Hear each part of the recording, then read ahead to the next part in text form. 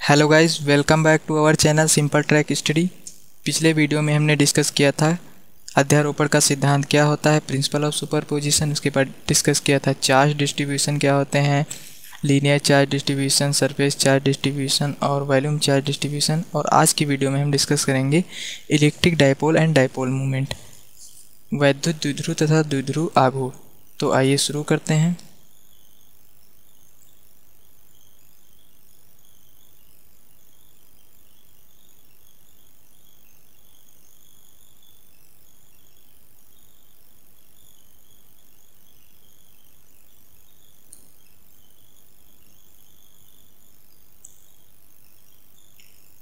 Electric dipole,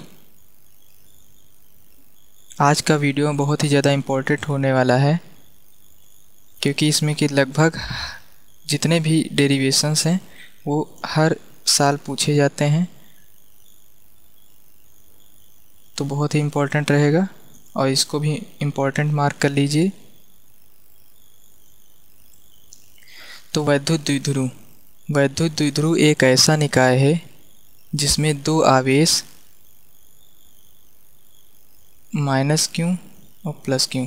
तो वैद्युत द्विध्रुव एक ऐसा निकाय है जिसमें दो समान परिमाण व विपरीत प्रकृति के आवेश एक दूसरे से अल्प दूरी पर स्थित होते हैं।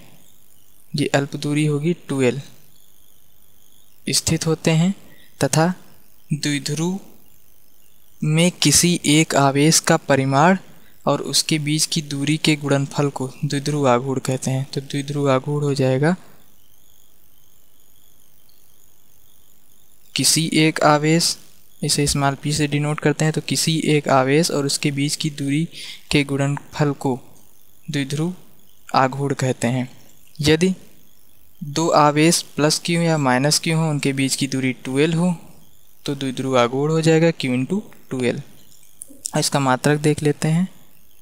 मात्रक कूलाम मीटर, Q का मात्रक कूलाम और इंटू मीटर दूरी का मात्रक। अब विमा देख लेते हैं। Q की विमा, चूँकि Q = IT होता है, तो I की विमा हो जाएगी A और T की विमा T, तो यहाँ पर AT हो गया। तो ये AT और लंबाई की विमा होती है L, तो ATL, या फिर हम इसे कह सकते हैं LTA। तो अब हमारा नेक्स्ट टॉपिक आता है वैद्युत द्विध्रुव के कारण उत्पन्न छेद की तीव्रताएं। तो इसमें दो प्रकार की तीव्रताएं उत्पन्न होती हैं, तो आइए देखते हैं। हेडिंग लगाएंगे वैद्युत द्विध्रुव के कारण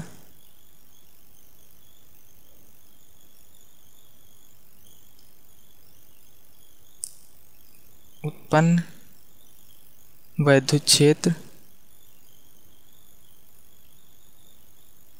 की तीव्रताएं।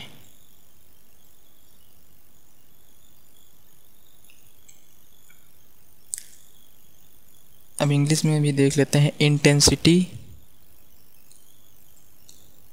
ऑफ इलेक्ट्रिक फील्ड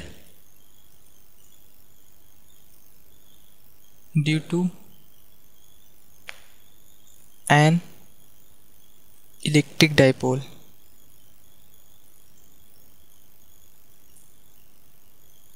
तो पहली तीव्रता होगी अक्ष पर, तो इसमें पहली हेडिंग करते हैं द्विध्रुव के अक्ष पर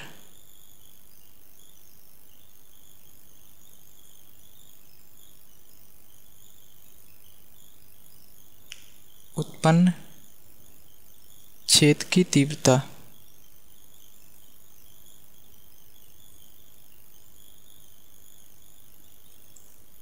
intensity of in down position.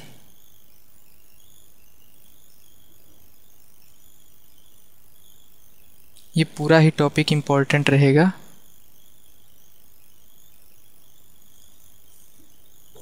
तो द्विध्रुव के अक्ष पर उत्पन्न छेद की तीव्रता।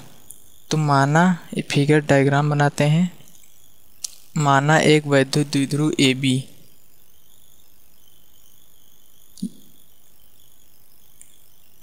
जो माइनस क्यू और प्लस क्यू आवेशों से मिलकर बना हुआ है, इसके बीच की दूरी 2L है और ये बिंदु O, मध्य बिंदु O है। तो बिंदु O से स्मॉल r दूरी पर एक बिंदु P है जहां हमें वैद्युत क्षेत्र की तीव्रता की गणना करनी है। तो प्लस क्यू आवेश से इसकी दूरी हो जाएगी r minus L, small r minus L, और इसकी तीव्रता जो हो जाएगी प्लस क्यू आवेश से वो हो जाएगी E1, और माइनस क्यू आवेश से हो जाएगी इसकी तीव्रता इस ओर E2, और इसकी माइनस क्यू आवेश से दूरी हो जाएगी ये R और प्लस L जुड़ जाएगा, तो R प्लस L है। अब स्पष्ट है कि मतलब प्लस क्यू आवेश के कारण इसकी दूरी R माइनस एल और माइनस क्यू आवेश के कारण इसकी दूरी हो जाएगी R प्लस एल। तो अतः तीव्रता की परिभाषा से देखते हैं, अतः तीव्रता की परिभाषा से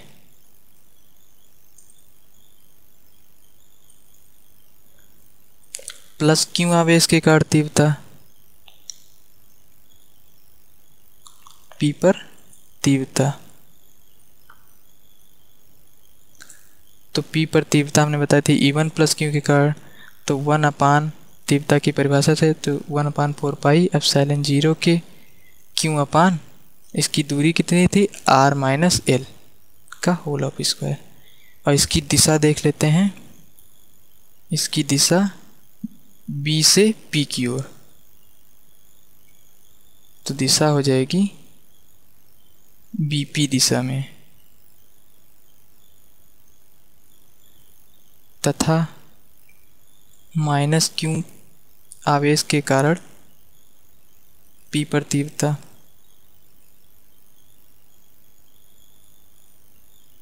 E2 1/4 पाई एप्सिलॉन 0 के क्यू अपान इसकी दूरी थी R प्लस एल का होल ऑफ स्क्वायर।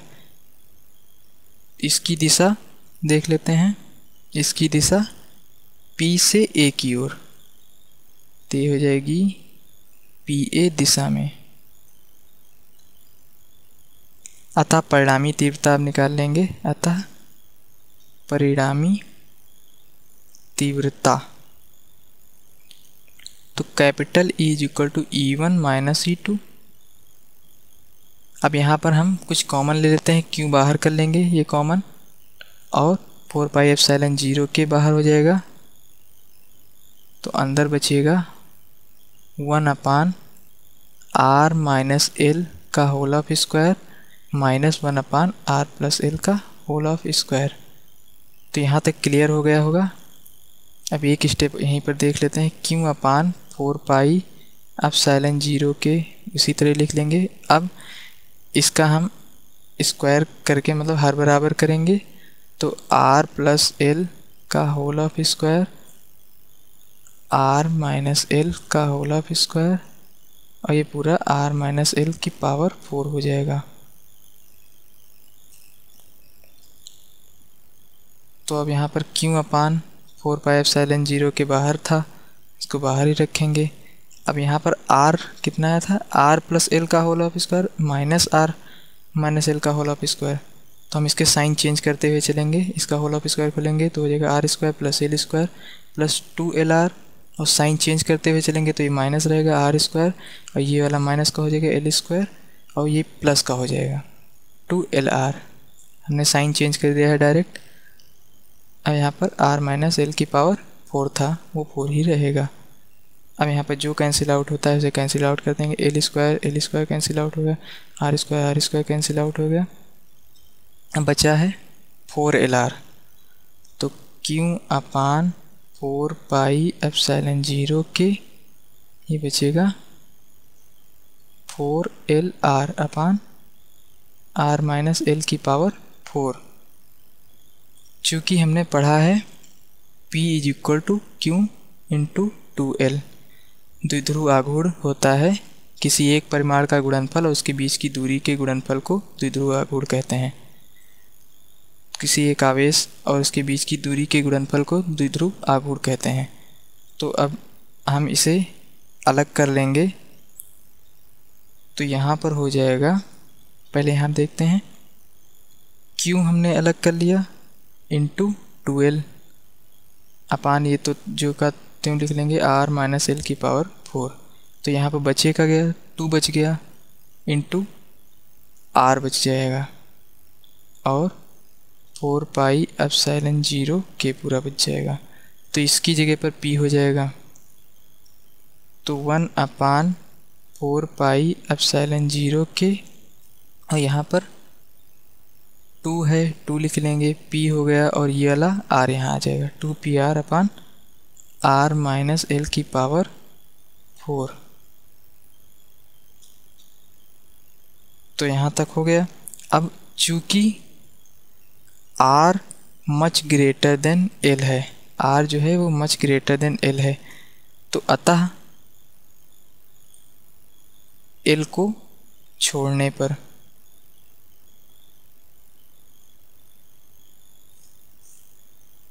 तो 1 अपान 4 पाई एप्सिलॉन 0 के 2PR अपान R की पावर 4 हो जाएगा। तो यहाँ से R यहाँ से कैंसिल आउट हो 3 हो जाएगी पावर, तो बच जाएगा E इज इक्वल टू हो जाएगा 1 अपान 4 पाई एप्सिलॉन 0 के 2P अपान R3। अब ये इसकी दिशा हो जाएगी B से P की ही ओर, दिशा BP में, यानी कि B से P की ओर दिशा हो जाएगी। तो ये हमारा प्रूव्ड हो जाएगा। इजी था, समझने की ज़रूरत है, एक बार चेक कर लेंगे। तो अब हम नेक्स्ट देखते हैं द्विध्रुव के निरक्ष पर छेद की तीव्रता। तो अगली हेडिंग लगाते हैं द्विध्रुव के निरक्ष पर छेद की तीव्रता।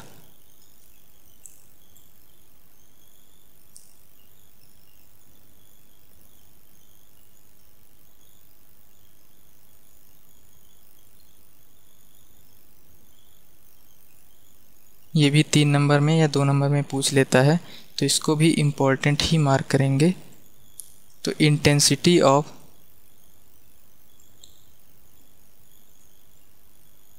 Equatorial position, intensity of equatorial position. अब देखते हैं, इसमें भी माना एक वैद्युत द्विध्रुव AB, ये फिगर का डिस्क्रिप्शन ज़रूर लिखेंगे, जो कुछ करते जाएं उसको लिखते जाएं। माना एक वैद्युत द्विध्रुव AB minus Q plus Q आवेश से मिलकर बना हुआ है, इसके बीच की दूरी 2L है, इसके लंबार्धक और निरक्ष लंबार्धक पर बिंदु O से स्मॉल r दूरी पर निरक्ष पर एक बिंदु P है, जहां हमें वैद्युत छेद की तीव्रता की गणना करनी है। प्लस Q के कारण इसकी तीव्रता E1 और माइनस Q के कारण इसकी तीव्रता E2 और पूरी जो होल तीव्रता है वो E है। तो अब समकोण त्रिभुज से हम इसका मान निकाल लेंगे। ये तो स्मॉल l हो गया और ये स्मॉल r दूरी बिंदु O से स्मॉल r दूरी पर बिंदु P है, तो ये हो जाएगा √r² प्लस l²। सेम इसी तरह ये भी हो जाएगा √r² प्लस l²। तो चूँकि प्लस Q व माइनस Q आवेश के कारण जो इनकी तीव्रताएं हैं E1 व E2 हैं, तो अतः प्लस Q आवेश के कारण तीव्रता E1 is equal to 1 upon 4 pi epsilon 0 के Q अपान R² प्लस l²। क्योंकि ये रूट है तो स्क्वायर करेंगे तो रूट हट जाएगा। इसको इक्वेशन फर्स्ट मानेंगे तथा माइनस Q आवेश के कारण तीव्रता E2 इज इक्वल टू 1/4πε0 के Q/r² प्लस L²। इसको समीकरण 2 मानेंगे। दोनों की तीव्रताएं समान हैं। चूँकि E1 व E2 के परिमाण में तीव्रताएं समान हैं, परंतु इनकी दिशा में देखिए तीव्रताएं अलग अलग हैं। तो अतः इन्हें क्षैतिज व लंबवत घटकों में विभाजित करने पर, अब ये वाला फिगर हम थोड़ा अलग बनाते हैं। क्षैतिज और लंबवत घटक में विभाजित जब करेंगे कुछ इस तरीके से था। ये हमारी E1 थी, ये E2 और ये E था। तो क्षैतिज और लंबवत घटक में जब हम विभाजित करेंगे इसे, तो E1 sin थीटा,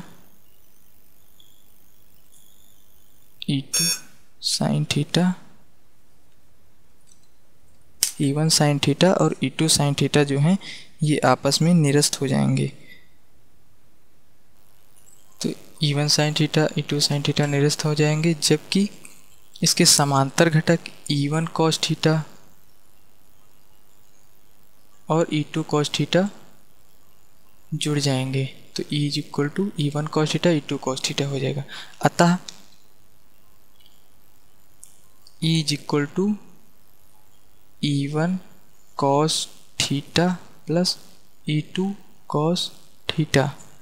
तो अब यहाँ पर हो जाएगा 1/4πε0 के, चूँकि दोनों सेम ही थे तो यहाँ पर 2Q/r² प्लस L² था, तो r² प्लस L² हो जाएगा, और cos थीटा हमारा इंटू में आ जाएगा cos थीटा। अब तो ये हमारा E हो गया। अब cos थीटा निकाल लेंगे इस त्रिभुज से। cos theta is equal to L/√r² plus L² होगा, क्योंकि आधार बटे कर्ण होता है। तो हम यहाँ पर लिख लेंगे cos theta is equal to L/√r² plus L²। अब cos थीटा की जगह पर हम ये वैल्यू पुट कर देंगे, तो 1/4πε0 के 2Q/r² प्लस L² हो जाएगा ये पर, और डॉट L/√r² प्लस L² हो जाएगा। तो अंडर रूट मतलब ये लिखा हुआ है L/r² प्लस L² की पावर 1/2। तो ये 1/2 है और ये 1 है, तो इसको ऐड कर लेंगे तो 3/2 हो जाएगी। और चूँकि वैद्युत द्विध्रुव आघूर्ण होता है small p is equal to Q/2L, ये वैद्युत द्विध्रुव आघूर्ण की परिभाषा से हो जाएगा। तो E इज इक्वल टू हो जाएगा 1/4πε0 के, ये Q/2L है, तो यहाँ पर P/r² प्लस L² की पावर 3/2। चूँकि r² मच ग्रेटर देन है L² से, तो L² को छोड़ने पर तो E इज इक्वल टू हो जाएगा 1/4πε0 के Q/r², क्या था यहाँ पर r² प्लस L² की पावर 3/2, तो r² की पावर 3/2 हो जाएगा। 2 कैंसिल आउट हो जाए तो r³ हो जाएगा। तो E इज इक्वल टू हो जाएगी, अतः E इज इक्वल टू 1/4πε0 के Q/r³, और इसकी भी जो दिशा होगी वो प्लस से माइनस की ओर होगी। तो इसकी दिशा E की दिशा प्लस Q से माइनस Q की ओर होगी। तो आई होप आप लोगों को ये भी बहुत ही बेहतर तरीके से समझ में आया होगा। अब हम अगला टॉपिक पढ़ने वाले हैं, एक समान वैद्युत क्षेत्र में रखे द्विध्रुव पर लगने वाला बलयुग्म का आघूर्ण। तो आइए देखते हैं ये टॉपिक। एक समान वैद्युत क्षेत्र में रखे एक समान वैद्युत क्षेत्र में रखे वैद्युत द्विध्रुव पर लगने वाले बलयुग्म का आघूर्ण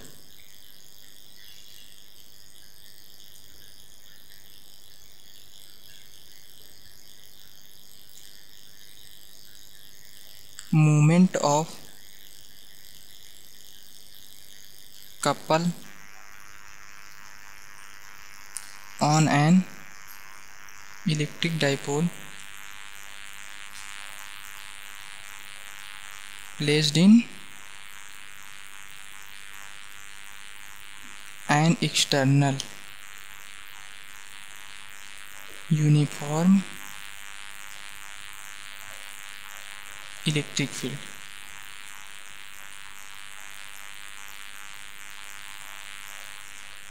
तो इसमें हम एक डायग्राम बनाते हैं सिंपल सा, देखेंगे। माना एक द्विध्रुव AB एक समान वैद्युत क्षेत्र E में थीटा कोण पर स्थित है। ये एक समान वैद्युत क्षेत्र E हो गया और इसमें एक वैद्युत द्विध्रुव AB जो कि -q + q आवेशों से मिलकर बना हुआ है, जिसके बीच की दूरी 2l है।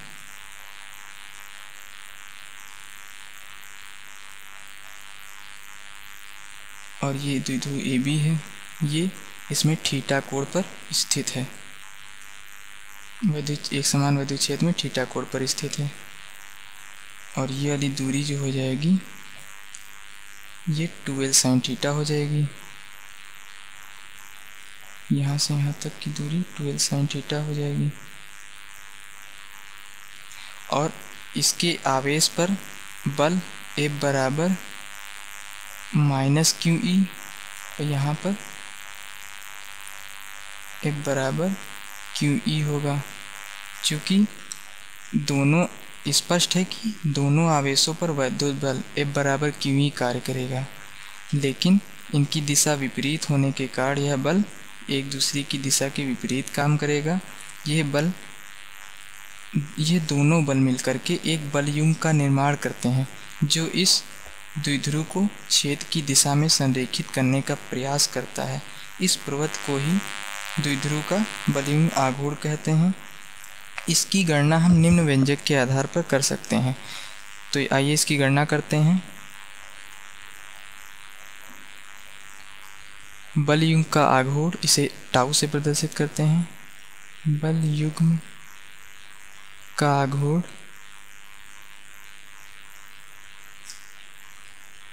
टाउ इज इक्वल टू एक बल का परिमाण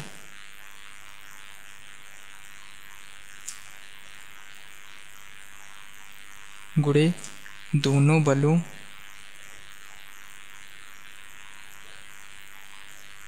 की क्रिया रेखा के बीच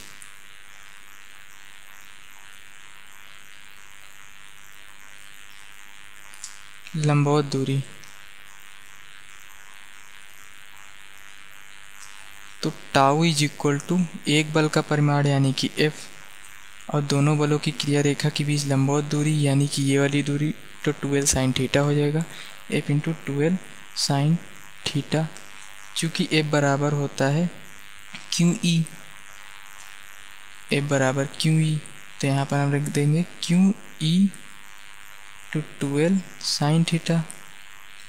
और P इज इक्वल टू हमने पढ़ चुके हैं Q × 2l, तो Q × 2l, तो यहाँ पर हो जाएगा P और ये E है ही है, और sin theta tau is equal to PE sin theta. या फिर सदिश रूप में अगर इसे देखते हैं वेक्टर फॉर्म में, BECTOR वेक्टर फॉर्म में, तो ये हो जाएगा tau is equal to P × E। ये वेक्टर फॉर्म हो गई। और इसमें कुछ केस बनते हैं, तो देखते हैं। पहला केस 1, यदि द्विध्रुव क्षेत्र की दिशा में हो, यदि द्विध्रुव क्षेत्र की दिशा में हो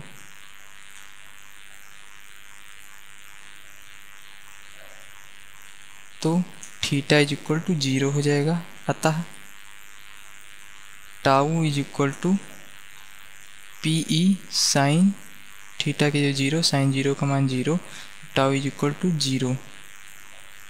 फिर केस सेकेंड देखते हैं, केस 2।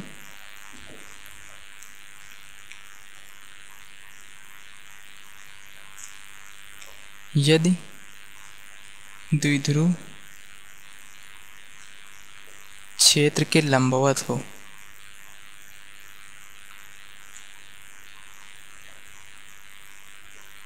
तो थीटा इज इक्वल टू 90, तो टाउ इज इक्वल टू हो जाए P E sine theta sine 90 is equal to 1, तो tau is equal to tau max हो जाएगा ये पी ई। अतः बल आघूर्ण अपने अधिकतम मान पर होगा।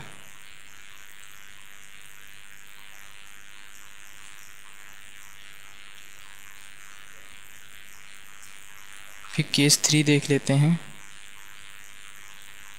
ये कभी कभी पूछ लेता है, वैसे ज़्यादा इम्पोर्टेंट नहीं है, लेकिन न्यूमेरिकल्स में बहुत ही इम्पोर्टेंट रहेगा। तो केस 3, यदि द्विध्रुव क्षेत्र के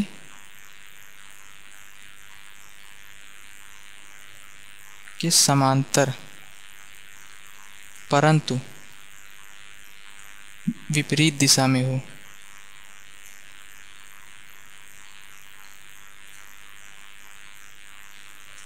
अर्थात थीटा इज इक्वल टू 180, तो यह अपनी पुनः स्थिति में आ जाएगा, तो टाउ बराबर 0 ही हो जाएगा। तो देखते हैं, टाउ बराबर पी साइन 180 90 प्लस 90 कर सकते हैं तो ये हो जाएगा, या फिर 180 प्लस 0 डिग्री भी कर सकते हैं तो ये हो जाएगा 0, साइन 0 मान 0, तो टाउ इज इक्वल टू 0। अतः बल आघूर्ण 0 रहेगा। तो आज के लिए इतना ही। आई होप वीडियो पसंद आई होगी। अगर वीडियो पसंद आई हो तो लाइक कीजिएगा और हमारे चैनल को सब्सक्राइब कीजिएगा। और नेक्स्ट वीडियो में हम डिस्कस करेंगे वैद्युत बल और गुरुत्वाकर्षण बल के मध्य तुलना और आवेशित वलय के कारण बिंदु पर जो तीव्रता होती है उसकी। तो थैंक यू वेरी मच।